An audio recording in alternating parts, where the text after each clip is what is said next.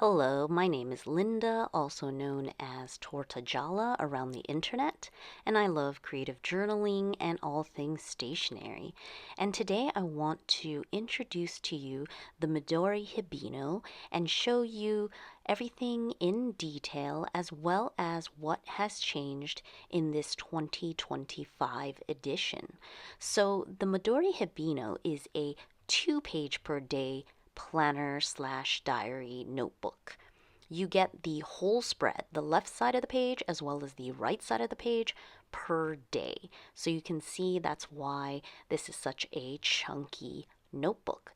It was first released for the 2023 year, but by the time people heard about it, it was literally like already sold out. I definitely lusted over this for many years, but just have not been able to get it until this year for the 2025. Now, Midori markets this as a planner, a diary, and a notebook. So I think the idea is to give you enough space to record everything about your life in one book. It is A6 sized, but it does have this PVC cover with gold foil stamping. You can see the logo here on the front. It comes in a camel brown color, and this is the minty green color. So there's just those two options. And this PVC cover, it's very bendy, flexible kind of plastic cover, but it's soft and sort of matte. It's not shiny or like squeaky kind of plastic. But do note that this cover does extend past the like official size of the A6 papers, the pages inside. Similar to the MD Diary One Day One Page that has a very similar PVC type of cover. The product size is 152 millimeters by 114, and it is 27 millimeters thick.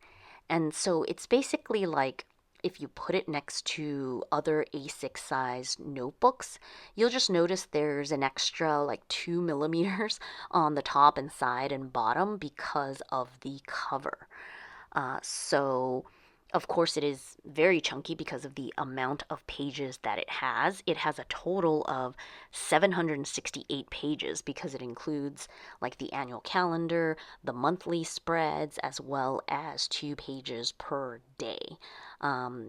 Future log pages and just like a few memo pages. It does include 2 bookmark strings, so you can keep track of like your monthly and your daily. And if you check the official Midori website for the Hibino, it says that it is Tomoe River S paper, so these new Sanzen paper, and it is a creamy ivory color, off-white.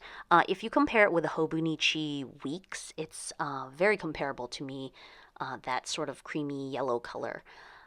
Opening it up, there is like a dark brown paper lining, no other, designs or patterns or anything. And the first page is just the opening branding page that has that same logo, 2025, and it says Hibino, and down here there's the Midori logo. So very minimalist. And the first actual spread is just the 2025 and 2026 yearly calendar overview. It is very minimalist, lots of white space. So the calendars themselves are actually quite small on the page. It's a Monday start, and the Sundays are highlighted along with Japanese holidays. It's interesting, the Midori Hibino obviously is a Japanese product, but a lot of the labels are in English, but all the dates and holidays and that kind of things, they are going to be the Japanese holidays. And there's also some Japanese writing down here that I can see. It's sort of like a footnote, and I did Google Translate it, and it's something about how the holidays are like, subject to change. There might be something changing that they're referring to, even though this is obviously already printed.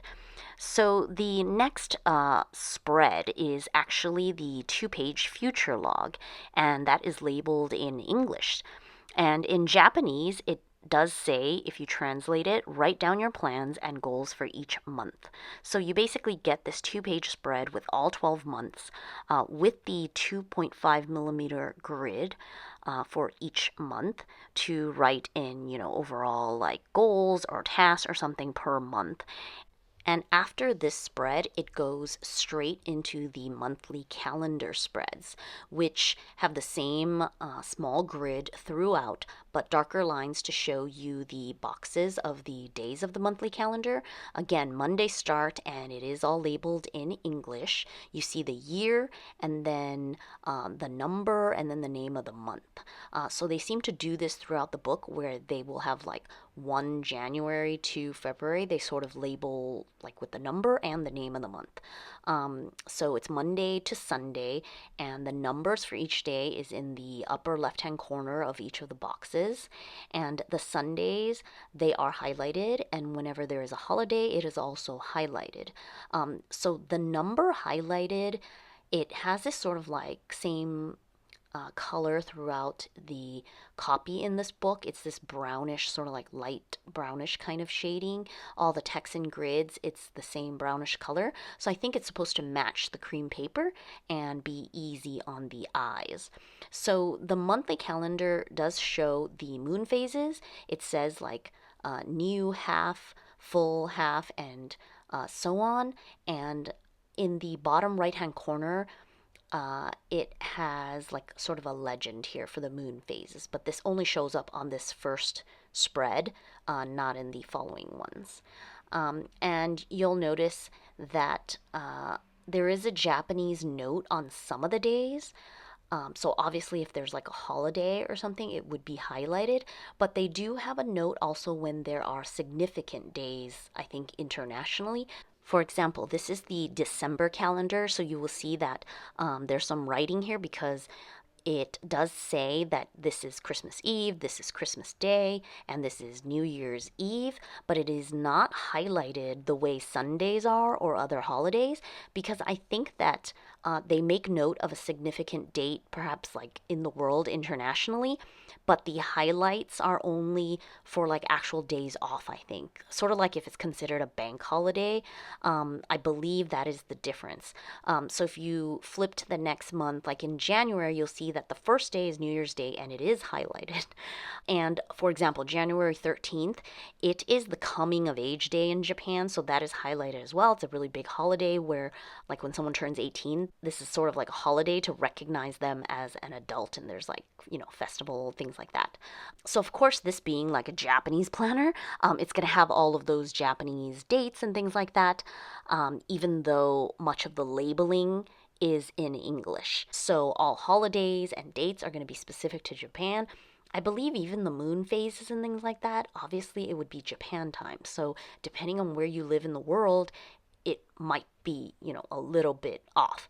So you would have to ignore these things or like take note of them, but it is very minimal. So I also want to show you a close up of this monthly calendar to make note of how these lines that normally would like crisscross to make the boxes, they are actually blank. You can see that there's like some space, like it skips. And I think the reason they design it this way is because it makes the whole calendar, like boxes and lines, look a little bit less harsh. And I think it's just easier on the eyes. That's the way that it looks like to me. And again, just fits with this whole aesthetic of being very minimal, definitely very calm looking. On this monthly calendar, the little note in Japanese is on the same line where the month number is. So I don't really find it to be taking up too much space. The Hibino basically includes these monthly spreads from December of the previous year and then the entire calendar year, 12 months, as well as another extra month at the end, so January of the following year. So those are the monthly calendar spreads. And looking at this spread, you can see that it includes space for Monday through Sunday, but there's still some space like all around. And on this left hand side, you have a very large column so you can write, weekly task notes and things like that.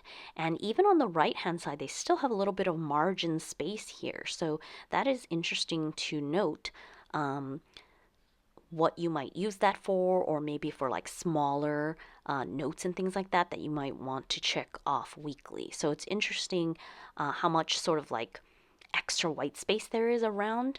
It obviously makes the calendar a little bit smaller, but you sort of have a lot of space around it to personalize and add in maybe icons and things like that, depending on how you use these monthly calendars. So after all of these monthlies, it basically jumps right into the dailies. There are no other like extra pages or dashboards or anything like that. So, jumping into the daily layout, it is a 2-page spread. In the upper left hand corner, it has the month number and the month written out in English. So, like 1 January, 2 February, 3 March. Then it has the day that you're on in number form, very large. And then right next to it, it has the moon phase icon and the day of the week abbreviated in 3 letters. And it's interesting, again, that they have so much English because it is, dated like the months and the days and all of that in English. But obviously, the holidays and anything like that, it would be noted up here in Japanese if it was like any particular holiday. So if I go check, I just want to go look. January 13 is actually the holiday that I previously mentioned in Japan, the coming of age holiday. So if I go to that day, you'll see that it does note it here. To say that it is that day.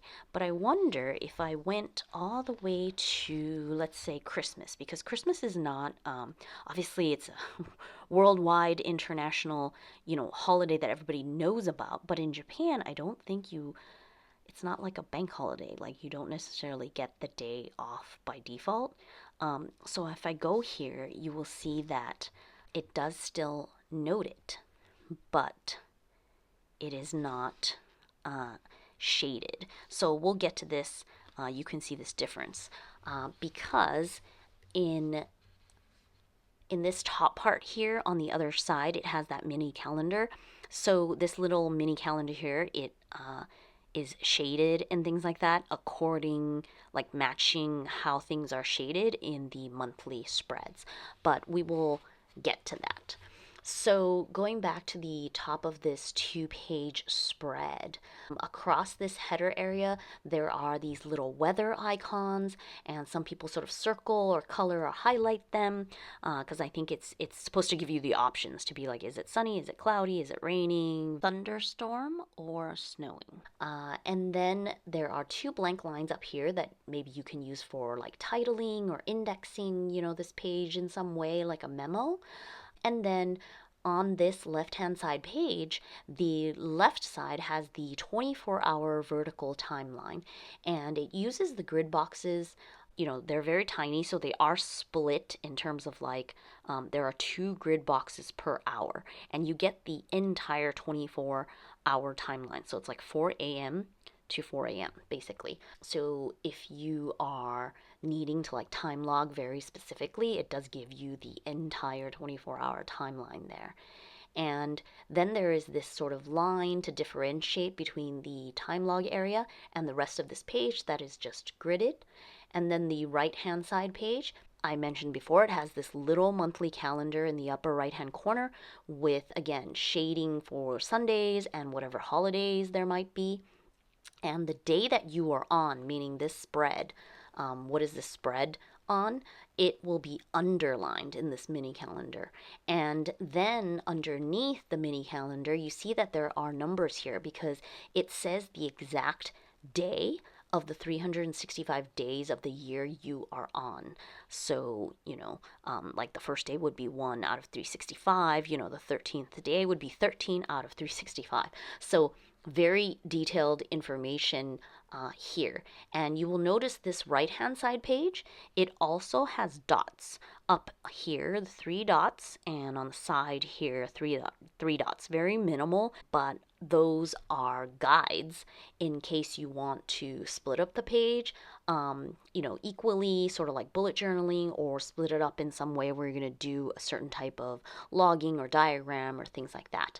So these are the daily spreads, and they are exactly like this from day one all the way to 365. And these daily spreads, they're all in a row. There are no extra pages like when you go from one month to the next, it just keeps going.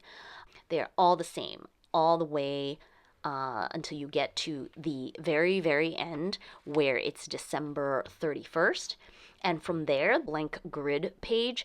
So obviously, that's not even really enough for like any kind of notes or anything. I think it's just like an extra, pen test page, like whatever, something extra there at the very, very back. And then the very last page is just the personal memo page where you could put your name and address, phone, info, and the Midori branding info here on the bottom. And that is the whole planner. And of course, even though it uses Tomoe River paper that is very light and thin, because it's 2 pages per day, it's very chunky. So that's why they probably kept it so minimal without any other, extra types of pages. Now, this planner only comes in the A6 size. As of right now, and it is small enough though, even though it's like chunky. When I hold it in my hand, it is a good size and it's not like too much. It's really cute, honestly, and I think that's why there's this attraction to like wanting to use this like chunky but still very cute and feels good in the hand kind of planner. Now, if you use a lot of stickers in this planner, probably would get very fluffed up. My plan is to mostly just like write and draw and use maybe some rub-ons or like very minimal amounts of things so that it doesn't get too chunky.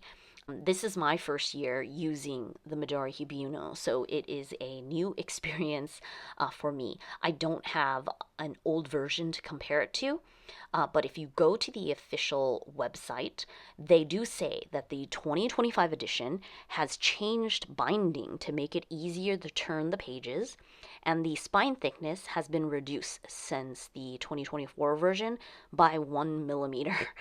So those are the only differences that they have noted. And I haven't really heard of any specific issues or problems, but that is something that they have on their official website and noted that is different from previous year's version to this version that is the 2025 edition. Now, if you go and check out the website, and I will include the link in the comments if you are interested, it shows a variety of ways that the Hibino can be used. They basically give you example layouts from like traditional, planning notes to heavy journaling layouts to illustrated like sketch diagram, learning and different styles of logging information. So I think it's very interesting to look at, and I definitely will use some of this for my own inspiration. So that is their like official presentation of this planner diary book. So you definitely should check out the website if you're interested. And of course, Midori has many different products. They make a lot of cute things, and their style is generally very like minimalist, very like negative space, white space. And I very much like their MD notebooks, but the MD notebooks actually have MD paper, which is different than this Hibino, which is Tomoe River S paper. But yeah, I lusted over this Hibino since like it first launched. It was like the summer or something like that of 2022 when they were selling the 2023 Hibinos, but it was like sold out already and you could not get it anywhere. And maybe the year after was easier to like pre-order and stuff, but I just wasn't able to get it. It wasn't in sort of the market for it at that moment. But this year I decided to get it, and it's much more easily accessible. There are several shops in Europe that carry it, and it's probably available in most of the stationery shops in the US, and you can also order it from Amazon Japan as well. So I just wanted to share like a closer look and a detail into this little cute, like little but chunky, cute notebook. And also wanted to show you this little sort of kit that I put together. I put my rub-ons, my Deco Rush, and when I come upon things that I think I will use in the Hibino, I'm going to put it in here. So I sort of can keep all the things together, and I'm just going to plan to use those supplies specifically for the Hibino and sort of keep it minimal so that it doesn't get too crazy, because I do like to collect a lot of ephemera and add in things and paste in papers, but I don't want to do it in the Hibino. One, because the paper, I mean, I sort of feel like you shouldn't cover up the paper if you want to actually use the Tomoe River paper. And again, my hope is to just do more sort of like illustration creative kind of thing and have fun with it as like a fun journal rather than use it, for memory keeping, because I do that in a different format.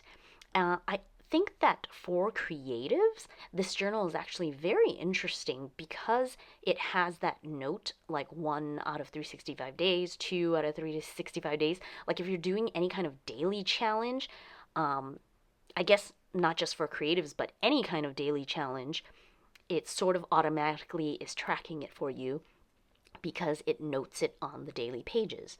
Interestingly enough, I do not see anywhere that notes like the weeks, which I don't know who goes by the weeks.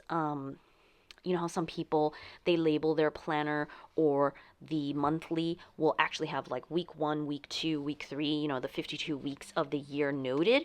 Instead, the Midori Hibino, it just has the day 1 to day 365 instead of the weeks. So again, I immediately, from like a creative standpoint, thought that it would be so interesting to use it for like daily drawing or some kind of daily challenge, because you have the numbers like already there ready for you.